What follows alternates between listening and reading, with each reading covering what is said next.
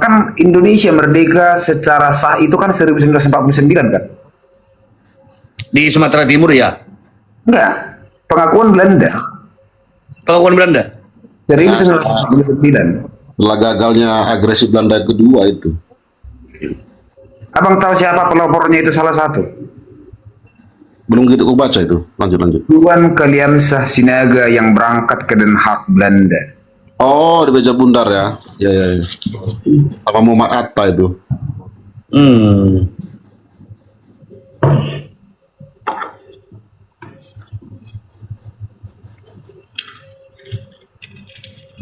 Iya ya.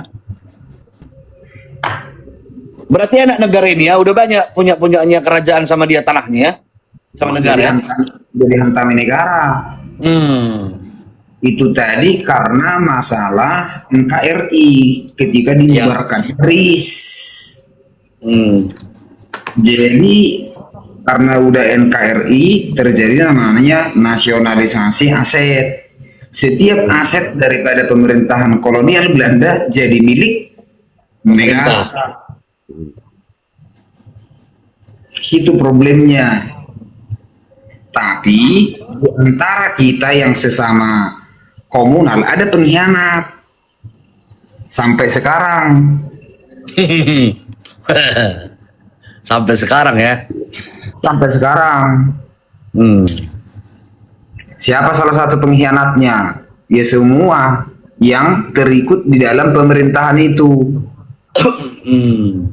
Kalau memang misalnya Luhut bin Sarpanjaitan itu memiliki perhatian khusus dan atensinya terhadap masyarakat di Danau Toba, dia perjuangkan itu. Kalau memang dia tahu bahwa tanah itu pada awalnya adalah tanah masyarakat adat, kemudian itu dikooptasi atau diambil alih secara paksa oleh undang-undang yang dibuat oleh MS Kaban. Permasalahannya Luhut nggak seperti itu otaknya. Seolah-olah dia peduli terhadap masyarakat Danau Toba, padahal diperas. Ya ya ya. Nah itu.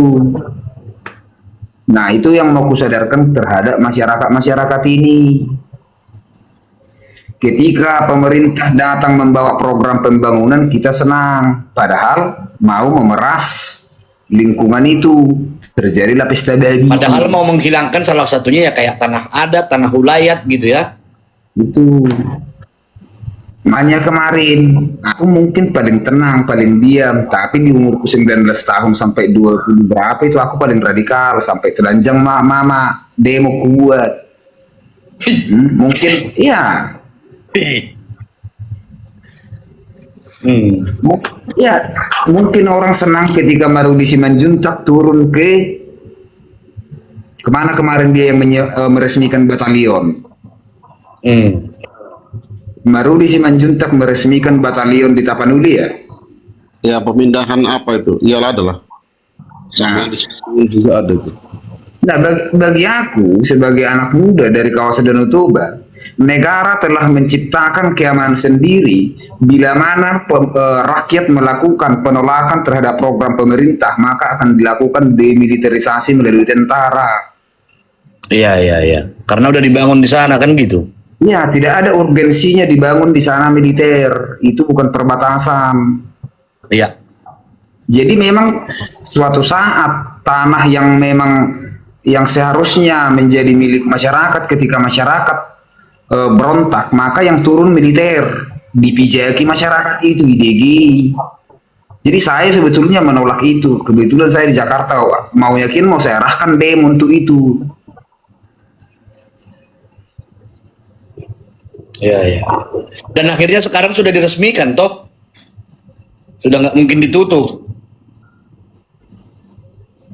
Jadi kalau aku itu analisa aku itu memang di luar daripada manusia yang berpikir normal.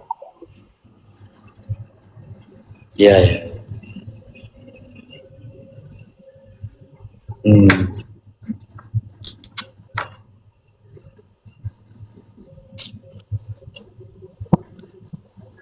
Udah narik mata aku Kaisar Jurgen.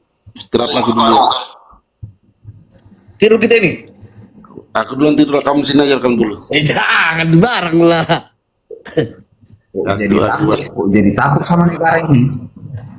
Nggak takut. Takut Bang Datu ini sama negara. Masa Datu takut? Agak seram aku ngomongin negara ini. Gak usah kita ngomongin negara, yang lain. Ngomongin yang lain nanti kita ngomong Simalungun disangka orang kita Batak Simalungun. Sangka orang kita Simalungun bukan Batak. Capek kadang-kadang aku udah lihat narasi-narasi ini sekarang ini. Udah. Ngomongin Datu. Kita bikinlah organisasi Datu se-Indonesia. Nanti ngomongin Datu kita disangka orang kita penyesat. Muslim. Ngomongin Batak disangka orang kita pembatak. Suka-suka orang semua sekarang. Jadi kan orang mungkin akan bilang nggak betul itu, nggak benar itu. Tapi faktanya kita udah korban kok. Kita udah korban. Udah ada yang ini kan, udah ada yang menjadi korban begitu. Ya kami di Sigapitun yang kejadian 2019. Siapa yang membela kami? Nggak ada. Ya cara satu-satunya kalian telanjang demo udah. Aku udah berapa kali aku demo di pisau-pisau itu Kaisar, masalah tangkahan. Demo apa? Penggalian batu itu. Nggak bisa lah di demo, orang dikasih ke kita uang keamanan itu. Nggak ada kami rasakan. Apalagi pas nanti ku minta pun. Itu sampai longsor tanah batu leluhurku itu, ku datangin mereka sendirian aku situ. Sama halnya kalau aku bilang aku tarik ke kita semua. Danau Toba itu adalah milik daripada semua manusia yang tinggal di kawasan Danau Toba. Itu hak kita semua. Dan dulu itu kita anggap sebagai sesuatu yang sangat sakral dan bahkan buang air ludah, mengotori kita tidak sanggup dan mampu. Betul. Itu dong. Dan Danau Toba itu bukan milik negara, itu milik masyarakat yang tinggal di sana dan itu mereka sudah buat perjanjian. Ada perjanjiannya itu. Marga ini sampai di sini, marga ini sampai di sini. Dan ikan yang keluar dari sini tidak boleh lagi dikejar ke sini. Ada itu. Ada. Tetapi apakah misalnya identitas kepemilikan itu diakui? Tidak. Faktanya PT Sigura-gura yang pembangkit listrik tenaga air yang digunakan untuk Inalum di Kuala Tanjung, apakah itu memiliki sumbangsi terhadap masyarakat Danau Toba? Tidak. Kejam menurut kalian? Ya kejam, dikangkangi hak adat, dikangkangi. Negara menghargai keberadaan masyarakat adat? Tidak. Keberadaan daripada PT Aquapam yang dikelola oleh Swiss, pembesaran ikan segala macam. Adakah mereka yang mengotori Danau Toba siapa? Mereka. Seolah-olah pemerintah peduli terhadap masyarakat demi kepentingan ekonomi, demi kemajuan pembangunan. Kemajuan yang mana yang mau kita harapkan? Dikangkangi kan? Iya. Tapi penyebabnya itu satu, ada pengkhianat di antara kita. Itulah manusia itu. Gak ada kawan kita tiba-tiba. Jadi tiba-tiba kayak penjahat kita dibuat. Kan serem. Jadi kita menjadi penjahat menjaga harta kita. Tiba-tiba kita menjadi perampok di tanah kita. Kan lucu. Betul.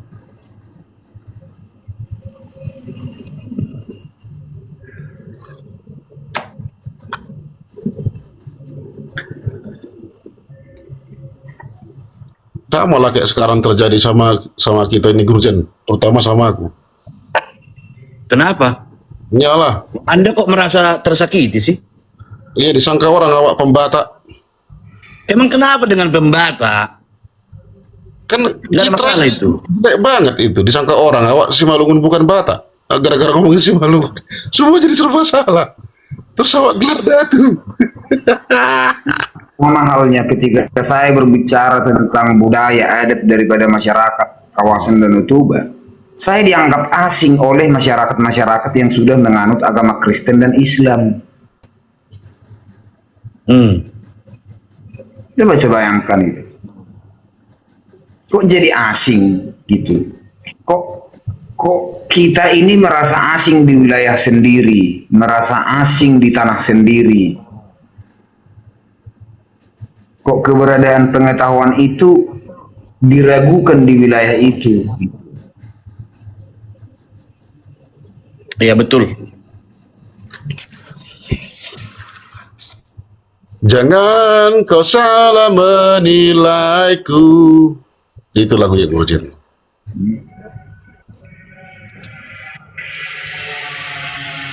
Nah itu yang sebetulnya tujuanku. Itu hak-hak daripada kegiatan kebudayaan. Sesuatu itu ada karena ada sejarahnya kan. Ada sejarah dong yang mengikuti. Manusia itu makhluk sejarah. Tapi sekarang berbicara tentang Danau Toba ataupun Sumatera Utara itu udah nggak ada kan lagi lahannya ataupun tempat tanah wilayahnya adat itu udah nggak ada kan, semua udah punya negara kan sekarang. Itu tadi karena kejahatan pemerintah itu melalui kapitalis. Nah jauh sebelum aku terjun ke budaya adat sejarah dari masyarakat ke kawasan Danau Toba, aku pelajari dulu kapitalis. Aku pelajari dulu negara ini. Karena harusnya negara itu mengembalikan kepada orang yang bersangkutan atau anaknya atau apanya kan harusnya ya, bukan diambil negara. Begini Bang Kaisang, kapitalis akan selalu menjaga negara ini akan tetap ada. Iya. Karena pengusaha harus tetap menggunakan legal standingnya untuk melakukan kegiatannya. Iya.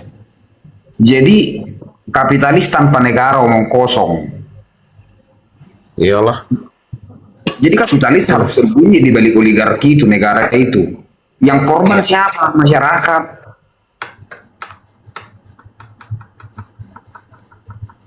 Ujung-ujungnya masyarakatnya dirugikan. Kita ini sama halnya. Aku juga udah menduga bahwa 2 bulan lalu yang aku diajak Partai Gajah untuk bergabung untuk tujuan itu. Tapi aku lihat banyak kawan-kawan yang udah bergabung. Rupanya ada juga host-host PK yang gabung. Ada banyak. Kocak lah pikirku. Pas dugaanku, untung aku nggak masuk deklarasikan lah aku masuk ke Partai Gajah. Nggak apa-apa. Gas. Tapi memang kalau berbicara tentang itu adat apa segala macam, kalau kita udah campur ke politik repot sih, memang pasti mengalah jadinya kita. Janganlah. Akhirnya tetap nanti akhirnya iyalah ujung-ujungnya walaupun dia mungkin tadinya idealis pengen ini, ujung-ujungnya nggak juga jadinya. Karena udah berbicara kepentingan di atas kepentingan kan. Betul, karena sudah kepentingan gitu. Dikonter dengan kepentingan, udahlah ini nggak usah lah, nanti kamu dapat yang ini kan jadinya kepentingan itu tidak lagi ini, maksudnya tujuan murni itu tadinya udah nggak bisa lagi dipentingkan akhirnya karena tertimpa dengan kepentingan tadi yang diberikan.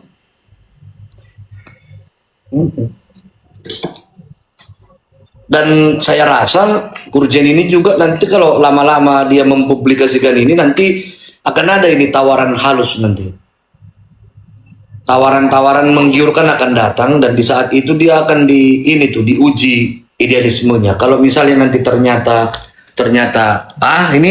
itu dengan cara baik nanti dengan cara halus ini nanti tidak mau, ya bahaya untuk bisa jadi cara yang berbeda lagi kan gitu.